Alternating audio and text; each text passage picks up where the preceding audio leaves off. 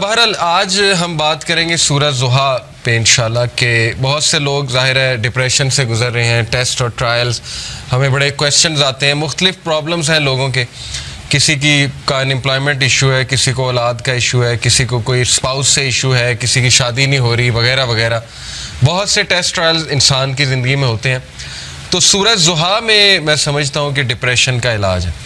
اس طرح کی ڈپریشن جو وقتی طور پہ آ جائے, شیطان کی طرف سے آ جائے, تو میں سمجھتا ہوں کہ ان لوگوں کو جو بہت مشکل وقت سے گزرے سورہ ضحیٰ پہ بہت زیادہ غور و فکر کرنا چاہیے.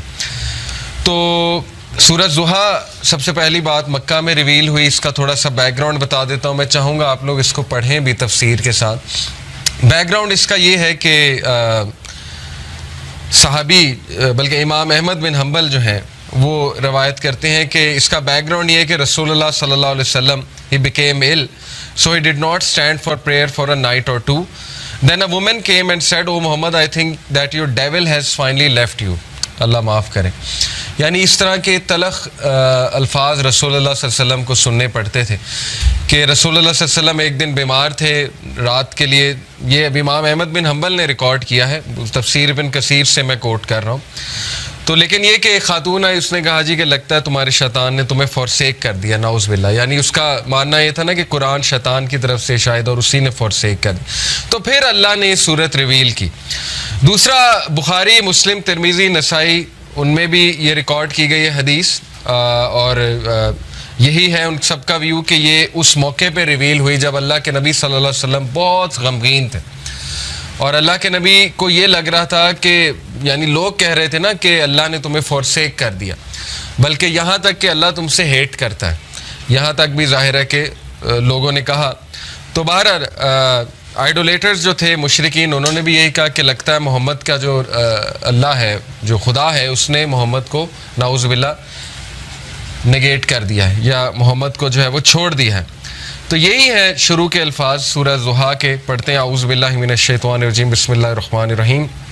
والضحیٰ واللیل اذا سجا, قسم ہے آفتاب کی روشنی کی, بائی دا فور نون, آفتاب کی روشنی کی قسم ہے. واللیل اذا سجا, اور قسم ہے رات کی جب وہ چھا جائے.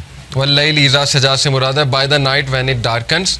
ما ودعک ربک وما قلی, نہ تو چھوڑ دیا تجھے تیرے رب نے اور نہ ہی وہ تجھ سے نفرت کرتا ہے, نہ ہی وہ ناراض ہے تجھ سے, نہ ہی اس نے چھوڑ دیا ہے تجھے. Your Lord has neither forsaken you nor hates you. وَلَلْآخِرَةُ خَيْرٌ لَكَ مِنَ الْأُولَىٰ, and indeed the hereafter is better for you than the present. بلکہ آخرت تیرے لیے بہت بہتر ہے اس سے جو دنیا میں کرنٹلی تیرے پہ چل رہا ہے. تو دیکھیں 4 لیسنز اخذ ہوتے ہیں سورہ ضحیٰ سے, بڑے پاورفل 4 لیسنز انشاءاللہ جن پہ میں آج روشنی ڈالوں گا.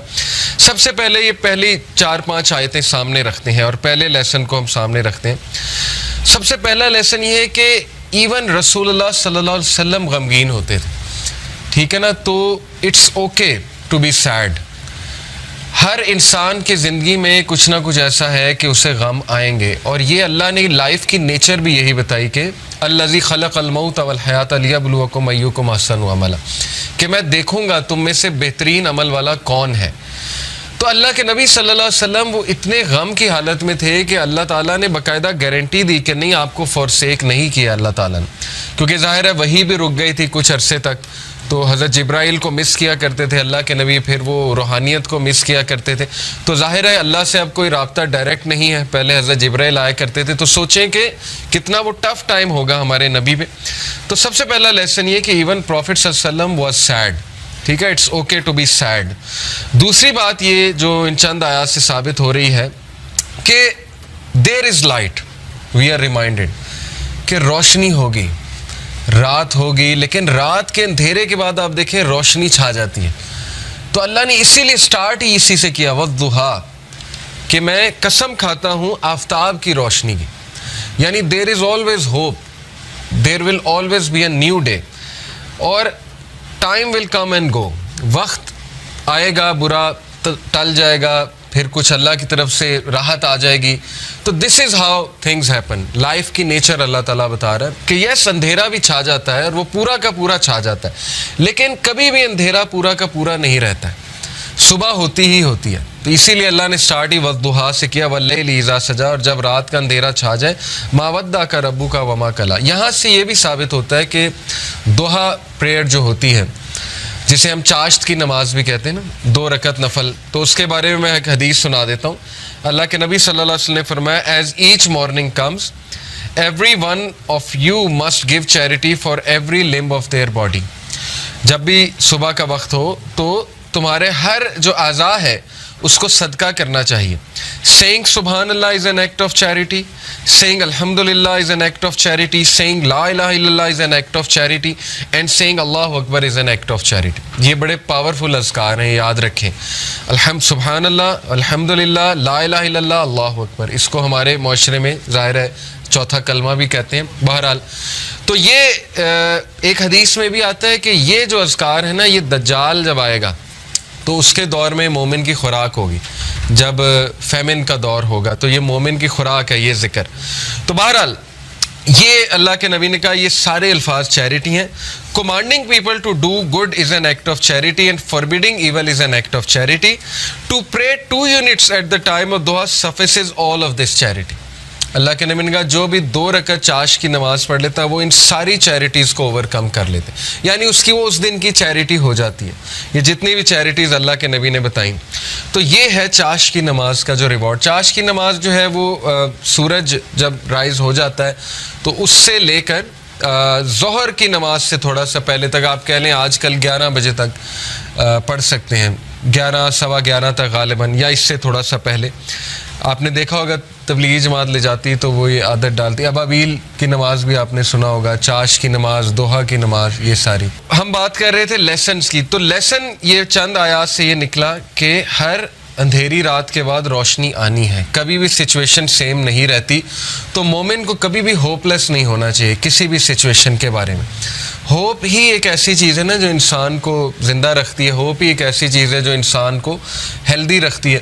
تو اللہ تعالیٰ ہوپ دلا رہا ہے، یہ اللہ کے الفاظ ہیں، یہ کسی انسان کے الفاظ نہیں ہیں کہ اللہ تجھے نہیں چھوڑ سکتا، نہ اللہ تجھ سے ہیٹڈ کرتا ہے۔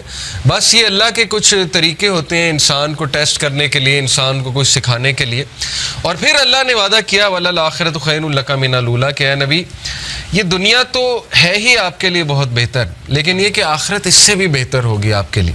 تو اس دنیا کے جو غم ہیں، اس دنیا میں جو ٹیسٹ اینڈ ٹرائلز ہیں، وہ کہیں آپ لوگوں کو اس غم میں نہ ڈال دیں کہ میری زندگی میں اتنے پرابلمس کیوں ہیں، کیونکہ یہ دنیا کی زندگی تو ہے ہی بہت ٹیمپرری۔ اصل میں آخرت کی زندگی ہے، وہاں پہ آپ کا ریوارڈ جمع ہو رہا ہے۔ اور پتہ نہیں اللہ کے نبی کو تو اللہ نے کتنا دینا ہے۔ دیکھیں انا اعطیناک کل کوثر، جب یہ صورت نازل ہوئی تھی تو اللہ کے نبی بہت خوش تھے، اور صحابہ نے خوشی کی وجہ پوچھی تو اللہ کے نبی صلی اللہ علیہ وسلم نے کہا کہ اللہ تعالیٰ نے مجھے آج بہت بڑی خوشخبری سنائی کہ اللہ نے مجھے الکوثر دینا ہے، اور اس سے میں اپنے امتیوں کو پانی بھی پلاؤں گا۔ تو یہ بہت بڑا سٹیٹس ہے، اور مقام محمود آپ کی سوچ ہے وہ کتنا بڑا سٹیٹس ہے اللہ کے ہاں، کہ نبی صلی اللہ علیہ وسلم جو ہے وہ کتنا قریب ہوں گے اللہ تعالیٰ کے جنت الفردوس میں۔ تو اس لیے مومن کے لیے دیر از آلویز ہوپ۔ اگر زندگی میں کوئی کمی رہ جاتی ہے، کچھ مل جاتا ہے، کچھ نہیں مل جاتا ہے، تو مومن کبھی بھی ہوپ لیس نہ ہو۔